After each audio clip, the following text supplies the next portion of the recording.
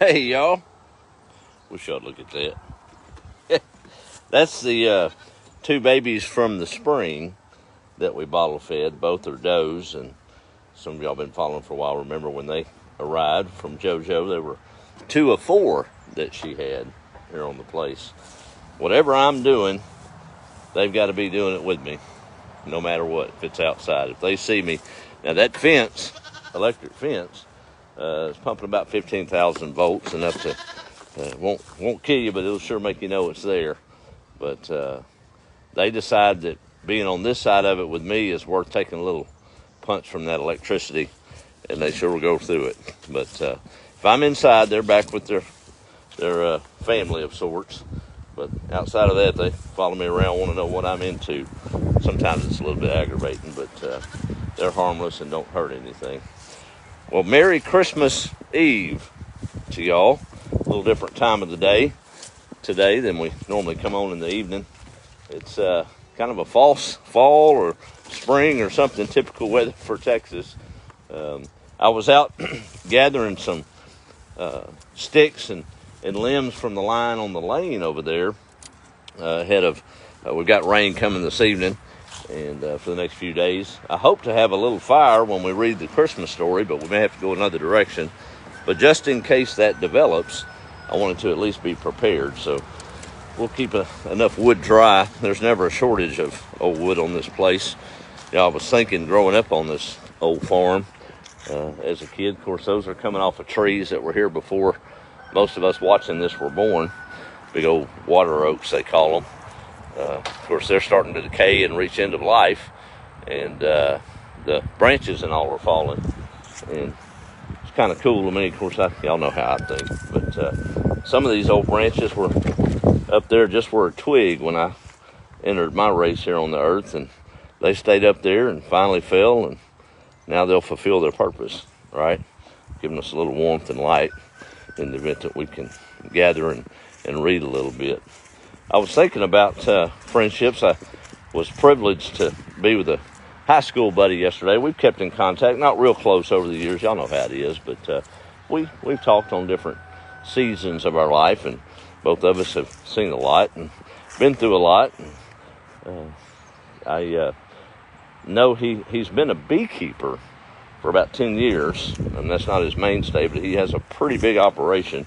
And my granddad used to raise bees, never on this place, and I've always wanted to do that. So he had to run up north to a town to pick up some flies yesterday. So we had about 3 hours of windshield time and talking and planning and actually talking about the good Lord a little bit. And he's going to he's going to help me get some bees started on this place.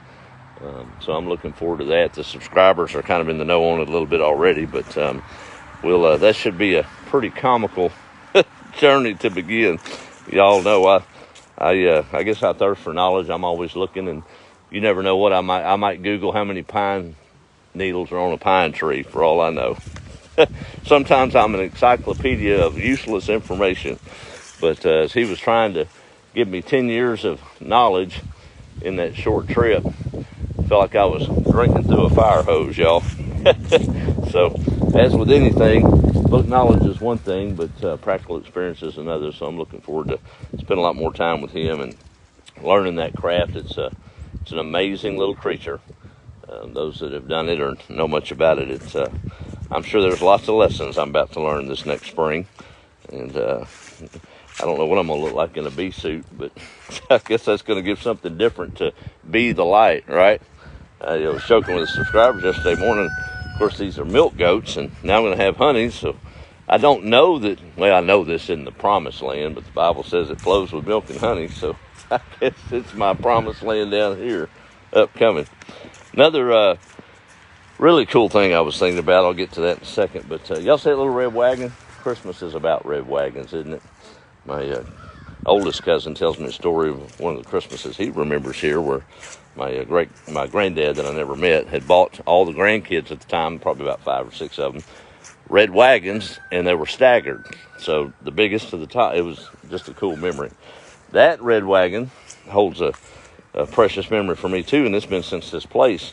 Got a dear friend up in Oregon that found our page back in 2018 and Her and I have been good friends and talk along the way.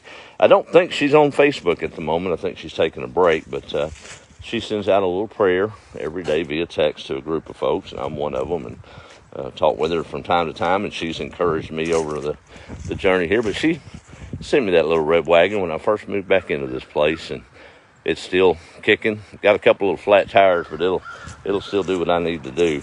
I was beating back the brambles of a decade of overgrowth on this place.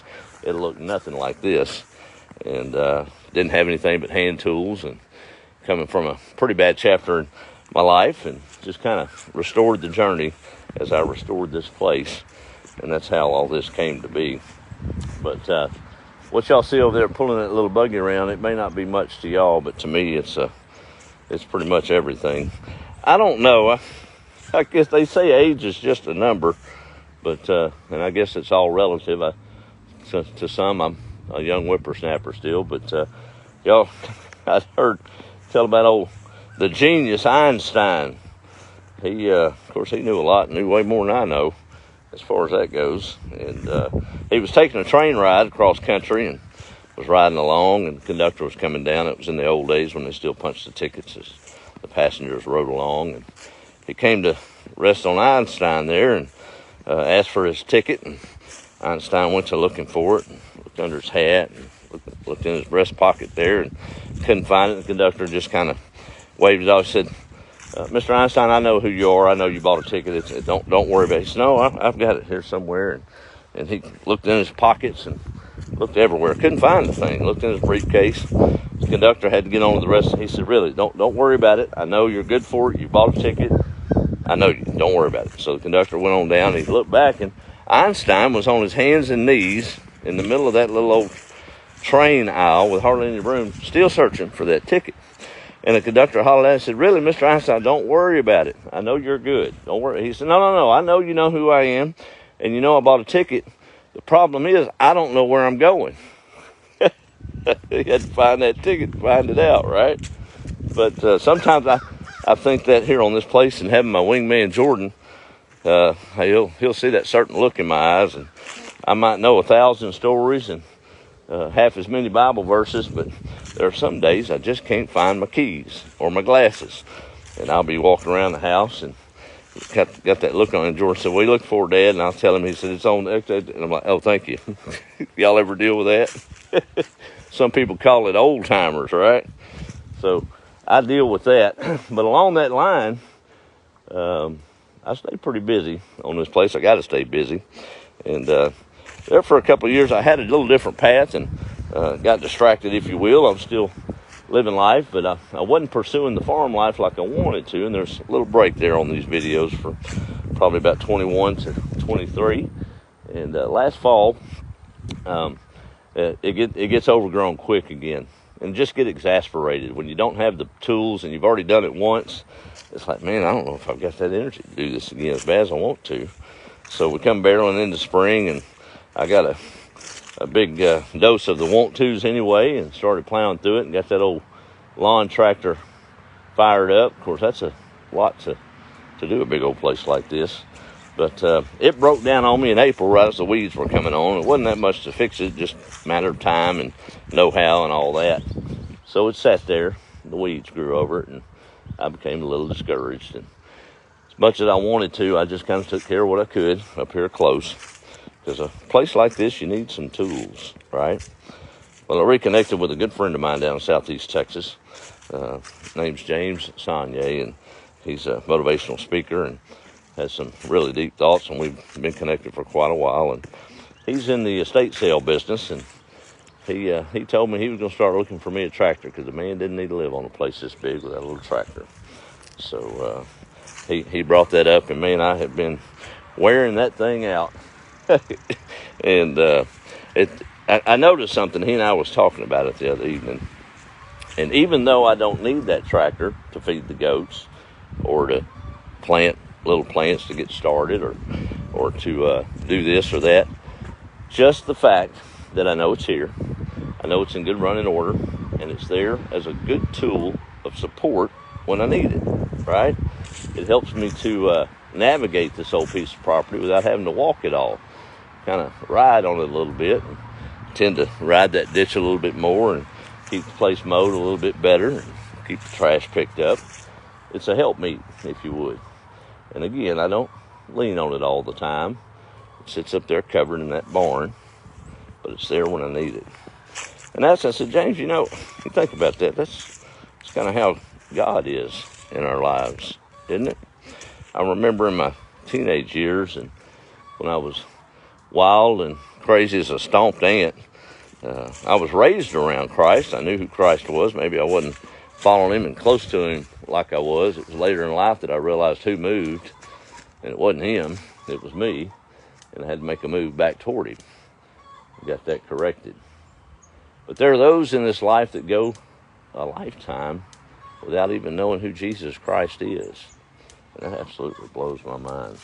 I don't know how a man could make it in this life without some type of hope, something in the barn, something to lean on when they need it, as I do with that old tractor sometimes.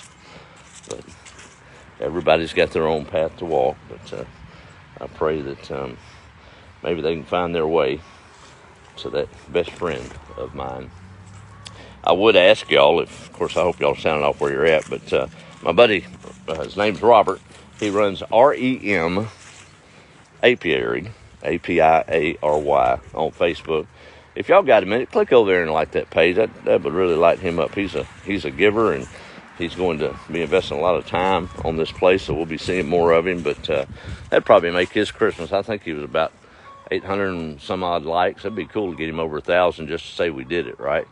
Put a little light on him there. He's a good man. Gave me a couple of jars of honey yesterday, and we'll. I know he sells it online and all, but we may have some old washboard honey around here for long, y'all. So just support him with a little old like. You ain't got to interact with it. Just go. It ain't gonna hurt nothing. Give him a little old like. I'll put the link up in the captions soon. But I went to Walmart a minute ago, and of course that's about all that's open. Jordan bought most of the gifts and was commissioned to go get some gifts for everybody this year, and I'm proud of him for hitting the little bitty small business shops there in downtown Nacogdoches, and got most of his shopping done. But we had a couple of last minutes I needed to pick up, and had a couple other things I needed to get. Speaking of gifts in the mail, Ray, goodness, now I done forgot. He runs under a pseudonym on Facebook for purposes just of privacy, but I believe it's Ray. He knows I know who it is, but I got a package yesterday from Arkansas of coffee beans, y'all. So I went to Walmart, got a little grinder, and I'm gonna enjoy some coffee beans from him. That was a neat gift to show up on the porch, addressed to me for a Merry Christmas. He said he appreciated the videos and helped him through some trouble spots, and it was my honor to do so. But I was shopping in Walmart, picking up those little last-minute trinkets, and I remember a day, most of y'all do too, in probably the 60s, 70s, even into the 80s, before the Amazons and the Walmarts, when you had that local department store in a little town, and it's where young couples would have a wedding registry, and old farmers would get a new pair of boots in spring, and get an Easter dress, maybe for little Susie. But those old-fashioned department stores, it's where the whole town went, kind of the hub, if you would. Well, there was a man that owned one of those out in a rural town and had twin boys, and those boys cut their teeth on that cash register playing under the counter as they grew up. Well, the father got old and died, and he trained the boys well, and he left the store to them. They worked well together, good brothers, and both sharp in business. Doing a good business, keeping the community kind of grounded together, and years rocked along. And one day, one of the brothers was busy talking with a customer who paid him for some goods, and had a $1 bill, and he laid it on top of the cash register, and he walked out with the customer to the car as they were talking, and he come back in there, and the $1 bill was gone. $1 bill. Well, he couldn't figure out what had happened to it, and his brother walked by. He said, "Hey, man, did you get that $1 bill off that register there? I had one up there." He said, "No, I hadn't seen it." Well, for whatever reason, had to hit the younger brother a little wrong. He said, "Well, $1 bills just don't walk off by themselves. There ain't been nobody else through here. You sure you don't know nothing about it? I said, I don't know nothing about it. He said, no, wait a minute. You accusing me of that stealing that dollar? He said, well, I'm just saying. Well, that little bit of resentment grew and festered and boiled, and before you know it, they was in an all-out squabble about it over the next few weeks and months. So much so that they built a wall in that store to separate the two areas. His brother took care of one end of the business, and he took care of the other. Well, that old resentment grew over the next couple of decades in town, and just felt a little different in that little store, and tense. Something was wrong. It was a few decades later when a stranger rolled through town in a car, out-of-state plates, pulled up there, and he walked in. He said, excuse me, can I talk to the manager or whoever's on duty? Well, it happened to be the young brother. He said, yes, sir, I can help you. He said, you don't know me, but about 20 years ago, I was young and riding the rails. And I came to your little town. I hadn't eaten in 3 days and was looking for a meal. And your back door was unlocked to the store, and I walked in, and there was a dollar bill laid on that register. I took it and got me something to eat. And it's always bugged me as I live life. I've done y'all wrong, and I've come back today to make it right. Stranger couldn't figure out the young man was crying. He said, sir, would you go next door and tell the clerk on that side that same story that you told me? He said, well, yeah, I'll do that. So a few minutes later, the other brother walked in there to the young brother, and they embraced and cried and laughed and talked and told the stranger what had happened. This holiday, we're going to gather with friends and family, hopefully. Some of you may not go to gatherings because of something that was said or done in passing over the years, and you've harbored resentment with that family member or friend and decided they're just not worth the trouble to be around anymore. I'd encourage you to lean on love. Let bygones be bygones. Life's too short for that. What a privilege we have. All of us listening to this, a couple of 100 years from now, we won't be here. At best, they may have some pictures. If electricity's still a thing, they can look at the data because nobody has hard pictures anymore. But truly, we're privileged all to be here on this old good earth together at this time. And you're cherished to have family members, and you've made your share of indiscrepancies, I'm sure, with folks along your path. Maybe we should avoid the touchy subjects and just love and gather together, right? That really impacted me. 20 years lost. We don't have time to spare, do we, folks? I reckon not. Beautiful. I have to work on that sometimes myself. My mama never taught me hate. Never saw anybody hate her or her hate anybody. She might dislike a few folks, but that didn't stop her from smiling and loving on them. So I guess I could do the same, can't I? Yeah, that's good stuff. Christmas is tough for a lot of folks, simply because I guess you put it off all year, but you want to give that perfect gift to that one you love, and sometimes we don't plan. And there's a lot of dudes down there at Walmart today, y'all, just scrambling, trying to figure out what they're gonna buy. Well, it's a privilege to have the monetary means to do that. Some folks don't. There's a teacher, y'all know, remember school when we was in grade school. Boy, once Thanksgiving come, it was downhill to Santa Claus, wasn't it? Christmas was coming. Air was crisp. I mean, it was just in the air, and you could not wait till that winter break. And that bell would ring every day as it marched a little closer. You grab your coat and run and play, and just so excited. Well, there's a little boy named David in a classroom there in rural America, and he's pretty rough shape as far as his looks go. Didn't have a whole lot of smarts, and wore tattered clothes. His hair was a mess, his face always dirty, and the teacher didn't know what in the world kind of home life he must have to live in for a mother of any count to send her baby out in public to school dressed inappropriately and looking like that. One thing about old David, he had a servant's heart. After school, every day after class, he would stay and offer the teacher to help clean the erasers. Y'all remember doing that? Straighten the chairs, put the classroom back in order before he'd saunter home. Teacher never really interacted with him much, but she appreciated the help. As it grew near to Christmas, the last day finally arrived, and that bell rang, and all the kids ran out, grabbed their coats, their mittens, their hats, and man, they was out of there. And the teacher was ready to go too, because she'd been looking forward to that break. She turned around and saw little David standing by the chalkboard as he always would, and kind of exasperated her a little bit. She'd ready to go home. She said, "David, honey, it's Christmas break, and I think the erasers and chairs will wait this time. Don't you want to go home?" He said, "Not really." She said, "Okay, well, we've got to get out of here." He said, "Well, I've got something for you." So the teacher walked over to him, and he presented her with a little simple box about the size of your palm, wrapped in old dirty paper and tied with a string. The teacher kind of melted a little bit, and she tore the string and the little simple wrapping paper off of it to reveal a little box with a lid on it. She opened the box, and it was empty. Nothing in there. She looked at David. She said, "Honey, it's beautiful wrapping and pretty box, but there's nothing in it." She looked again. No, there wasn't anything in it. He said, "Yes, there is. You can't see it?" She said, "Well, what is it?"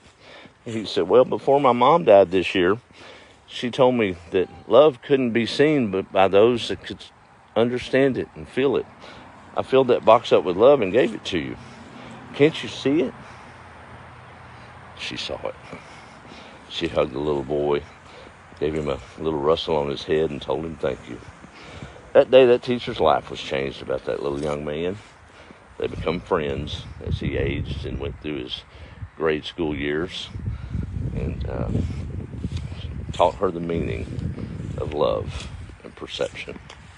Little David with a servant's heart.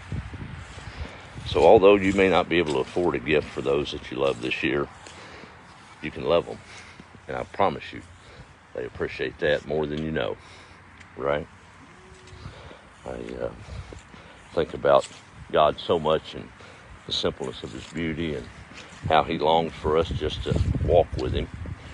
And come across a little story that really touched me about a young boy and his mama. I believe it was in New York, one of them fancy highfalutin towns. And it was, 1930s, 20s before the big bust. And she wanted to culture her son a little bit and get him interested in the arts of piano and concerts and symphonies. So she heard a Polish composer, world-renowned at that time, was coming to town to play the piano.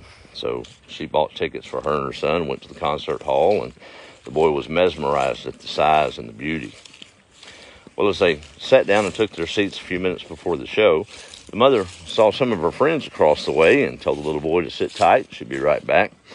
Went over and began to converse with her friends.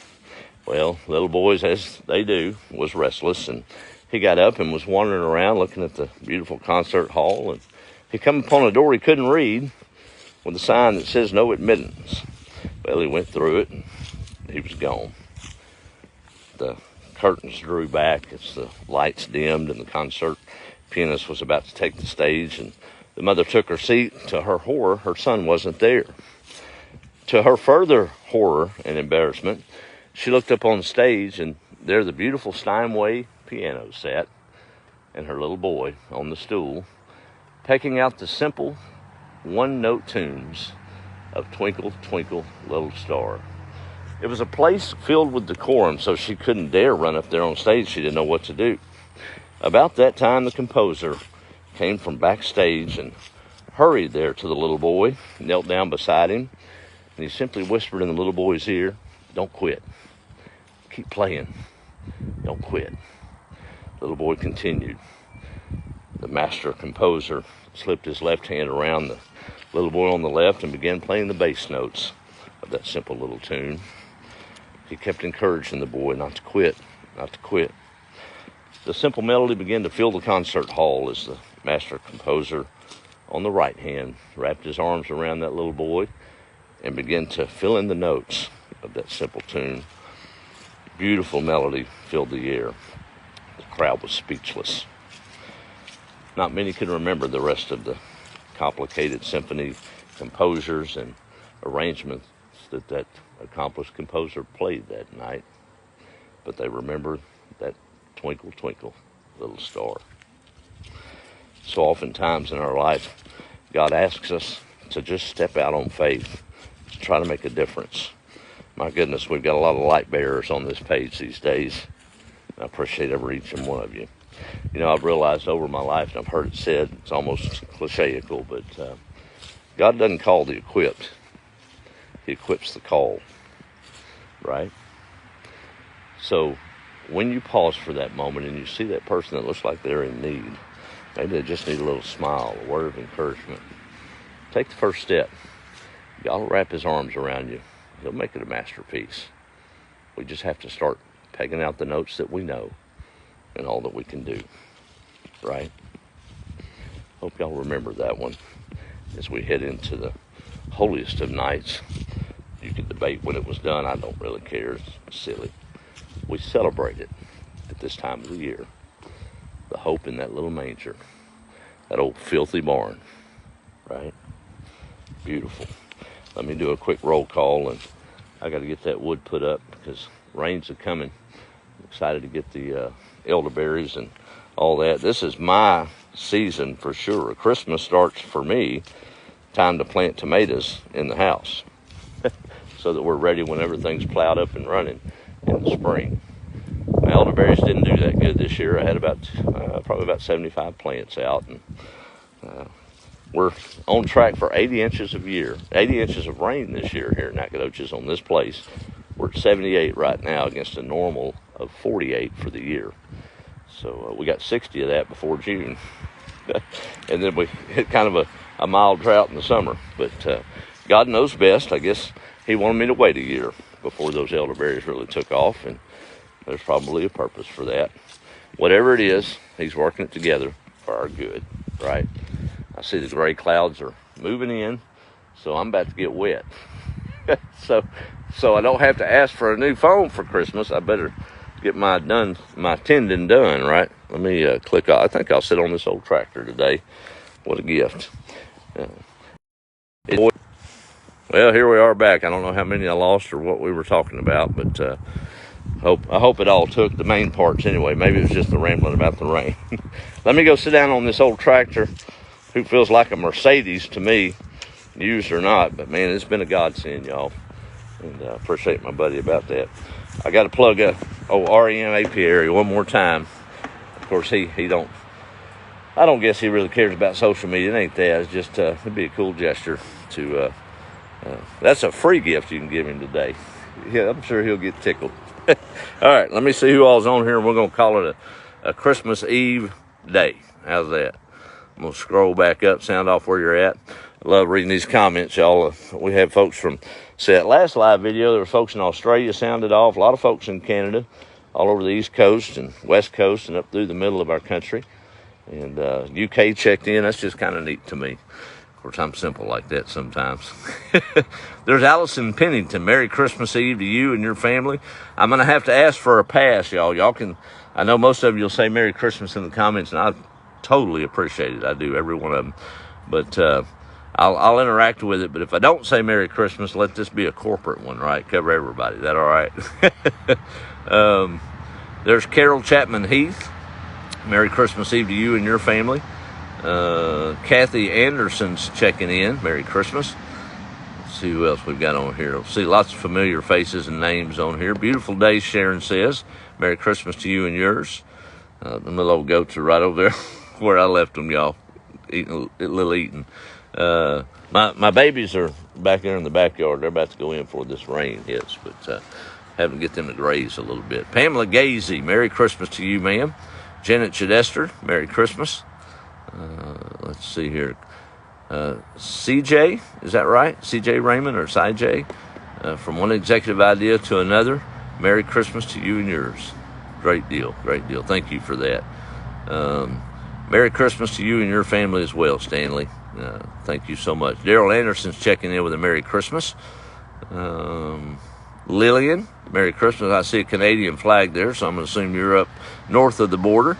Appreciate you tuning in. I guess old Facebook doesn't know any lines, do they? Sometimes that's a bad thing. Bruce is saying Merry Christmas. Thank you for your words. Thank you, sir. Kenneth saying howdy. Good friend there. Merry Christmas to you, buddy. Stanley's in Thrall, Texas. I thought I remember that. I couldn't remember if it was Garrison or Thrall. Thank you, Stanley. Dale, Merry Christmas to you, buddy. I'm running them down, y'all. Jill Jones. Boy, it's kind of nice to sit on this old tractor instead of that wheel. I'm like you ought to see when he pulled up at night with this thing. I like a kid in the candy store just pacing, ready to get on this thing. Kathy from Dubois, Pennsylvania. Let's see. Dubois, I guess, or Dubois. Well, I've seen it a million times. I don't really know how to say it, but howdy just the same. How's that?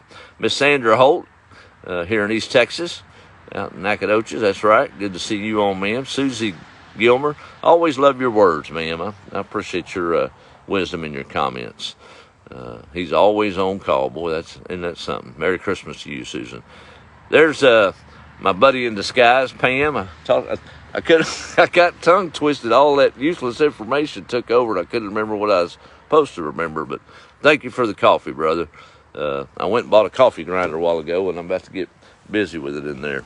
So I'm looking forward to that. Miss Alexis, hey, how are you? Good to see you chiming in. Merry Christmas to y'all. Bill, Merry Christmas. Let's see. I think I got everybody. There's Regina Gibson. Yep. Every time I type Mississippi on a comment, that's exactly the rhyme I remember. Y'all know it? M-I, crooked letter, I, crooked letter, I, humpback, I. Oh, is that two I's? Anyway, I'll never forget that little saying. That's the only way I can spell that big old long word, because autocorrect will put, autocorrect is the goofiest thing for a smartphone. You'll start typing a word, and it'll pull up something from rare old English language that you've never typed in your life, and don't even know the meaning of the word, and put it there. And it's like, what are you doing? Siri or Alexis, or just proves they're not as smart as they think they are, right? There's Cash. Ooh, I'm going to try it, brother. Gakowski? I get that right? Oh, that composer's name, I knew I'd forget it. It was, I got it written on my head, y'all. It's Ignacy Paderewski. He was a Polish composer. That's a true story. Allison Pennington, thank you for that. I hope that they bring some light to y'all. Really want y'all to focus on letting bygones be bygones this holiday, and maybe make a call to that old friend you hadn't talked with in years. And you ain't got to talk about the messy stuff. Just talk about it's raining. Just make that connection. It's going to matter. Jill says she loves the Knack Walmart. Boy, I can just see the sarcasm dripping off that comment. Terry York from Northeast Alabama. Merry Christmas to you. Let's see who else is on here. Marvin Ratliff. Merry Christmas. God bless you from us in Morris Chapel, Tennessee. Now see if you can figure out where that is. Well, I'll Google it shortly. Not a very big place. Well, I'm glad to be in your path as well. Thank you, sir, for that kind word. Merry Christmas from Gene Blankenship, Deer Park, down around Houston. Thank you for your story. Well, thank you, ma'am. Joyce Levin saying Merry Christmas. Back at you, ma'am. Let's see. Cindy Dotson, Merry Christmas Eve. That's right. Back at you. Merry Christmas, everyone, from Junior Toll-Free. Thank God for dollar store glasses, or I'd be in a mess right now. Rodney Johnson, leave the fat man cookies and milk. Well, I guess we can. That's right. Kathy Harris, good to see you checking in. Faithful follower there. Merry Christmas to you and your family from me. It's going to be a bit emotional, but I'll make it. That's right. Just lean on your best friend. He'll get you through it. As I always say when talking to folks, when things seem so hopeless, and I've been there, sorry, y'all, it's serious. I got a piece of styrofoam coming across with the wind, and them goats thought it was a booger bear, and they took off. They still don't know what's going on. But when it seems like things are hopeless and you don't know how you're going to get through the next day, forget tomorrow. Get through the next second, right? Focus on that. And before you know it, those seconds will start turning into minutes, and then the minutes will be an hour or two pass, and before you know it, you've got days logged in behind you, and you're moving forward, and hope's coming, right? What's that saying? Be happy until a reason comes along. I know it's easy to say, but I've been there. Won't go to it. I've been there, and that's how you do it. That's about all you can do is just lean not on your own understanding. Let's see. Susie Gilmer Stapleton, North Carolina here. Jill Jones Jacobs, how are you? Merry Christmas to you. I think I just about got everybody. Debbie Gabbert, or Gabhart, I would assume Gabbert, in Kentucky. Sarah T. South. Now, there's a strong southern name. See, Teresa, not sure, I don't know if that's you or what. Anyway, Merry Christmas just the same. Michael Richard, what's up, brother? And Merry Christmas to you and the family. Back at you, sir. Kay saying a blessed Christmas. Laurel Old Travis, Rinsey, Mississippi, or Rinsey. Larry Martin's in Indiana. Merry Christmas to you, sir. Merry Christmas to Katrina Deanne Grantham from Fitzgerald, Georgia. Tom sends blessings from Kentucky. Merry Christmas back to you, brother. Melba saying Merry Christmas. Bonnie, Merry Christmas from Colorado. Michael Richards throwing the who-dat in there for the strong New Orleans Saints fans. New Orleans. That's how you're supposed to say it around here, right?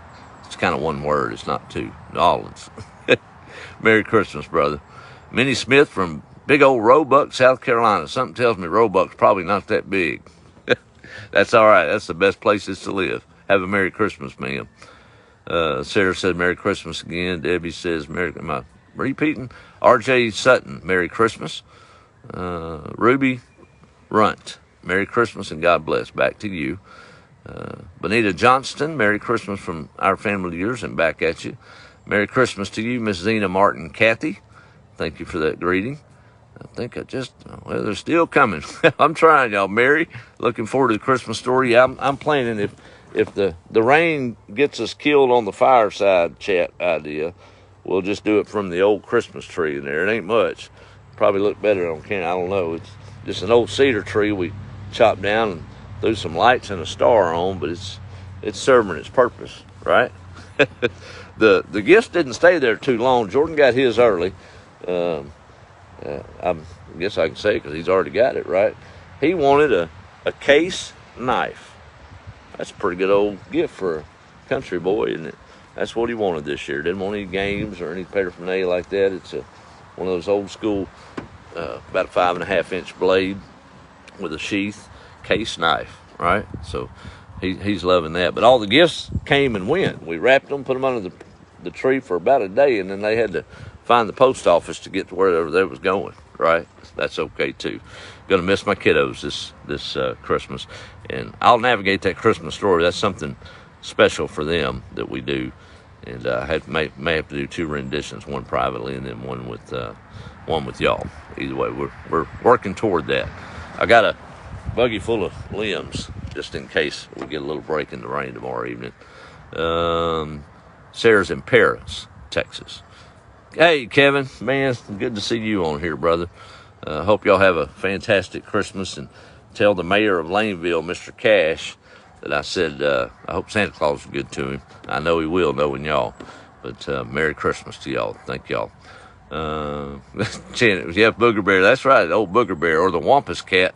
Remember I used to see we'd go fishing and she'd see a article of clothing. Somebody lost a jacket or an old shoe on the side of the road out here in the country. She said, well, looks like the Wampus Cat got that one, baby. Boy, she had me scared to death that there was some old Wampus Cat out in the woods eating people and leaving their shoes. That kept us in check, though, for sure. Wampus Cat. I ran into a Wampus Cat on this back 40 one day at night when I was slipping around doing goofy stuff as a teenager. I have to tell y'all that story one time. I don't think I've ever ran that fast back to this house and through that back door and back in the bed like I did that night. I ran like the wind, y'all. We'll get that another night. We'll get that another day. Old Laneville, that's right, Kevin. I'm trying to make sure I got everybody. Booger Bear is something that reminded Debbie of her Paul used to say. Lord, I done turned into a Paul. Well, there are worse things, though, isn't it? Dennis Daniel, good to see you, buddy. Oh, Daniel, excuse me. Merry Christmas. Teresa's in Annapolis, Maryland. Okay, I think I got everybody caught up. If I missed you, I'll catch you up after the fact. But y'all have a Merry Christmas. Sure do appreciate y'all. We sure grown a lot this year. I even put on some weight, y'all. I ain't never weighed over $135. And I weighed myself the other day, and I was bumping 150. Is that middle-aged spread, or what? I guess I'm still holding my own, but I guess I'm eating right these days, right? Or eating wrong and putting on weight. Shoot, I could eat most folks under the table, and it'd be burnt off in 2 hours, much as I move around. You reckon? It's been a good year. We're blessed, y'all. Make those phone calls. See those friends. Time is short. Let's make it count. Be the light. Merry Christmas.